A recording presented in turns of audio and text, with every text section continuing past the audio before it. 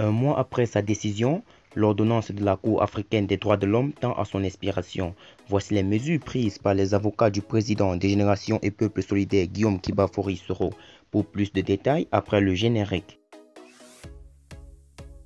Avant de commencer, abonnez-vous à la chaîne et activez la cloche de notification car cela va vous permettre de ne plus manquer les prochaines vidéos.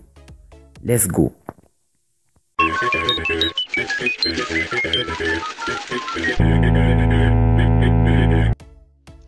Le délai de 30 jours donné par la Cour africaine des droits de l'homme et des peuples à l'État ivoirien afin qu'il suspende toutes les mesures prises à l'encontre de Guillaume Soro est arrivé à terme. Les avocats de l'ancien président de l'Assemblée nationale annoncent des mesures face au refus des autorités ivoiriennes. C'est clair, 22 avril 2020, 22 mai 2020, cela fait un mois que la Cour africaine des droits de l'homme et des peuples établie à Arusha en Tanzanie a pris une ordonnance dans l'affaire Guillaume Soro contre l'État de Côte d'Ivoire. En effet, la dite Cour a ordonné à l'État ivoirien de surseoir au mandat d'arrêt international qu'il a émis contre Guillaume Soro fin 23 décembre 2019 et la suspension des poursuites contre 17 de ses proches détenus dans différentes prisons du pays. Dans l'intervalle de 30 jours donc, le pouvoir d'Abidjan se devait de faire droit à cette exigence de la juridiction de l'Union africaine. Une ordonnance exécutoire et sans recours, mais l'exécutif dirigé par Alassane Dramane Ouattara a simplement décidé du retrait de sa déclaration de la compétence à la Cour africaine.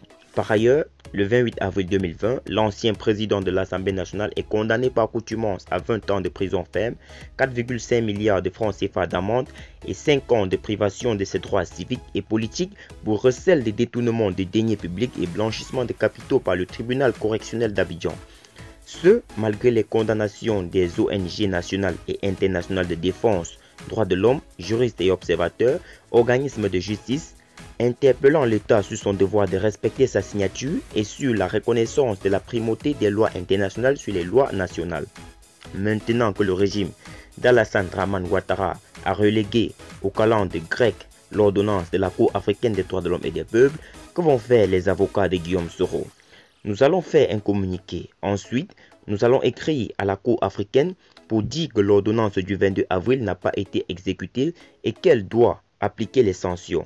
Nous avions déjà fait des courriers pour dire aux autorités ivoiriennes, pour leur indiquer que la décision de la Cour africaine suspendait tout et que nos clients devaient être mis en liberté.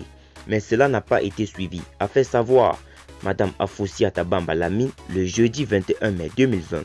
C'est-à-dire que l'affaire Guillaume Soro contre l'État de la Côte d'Ivoire va continuer de défrayer sa chronique les jours à venir.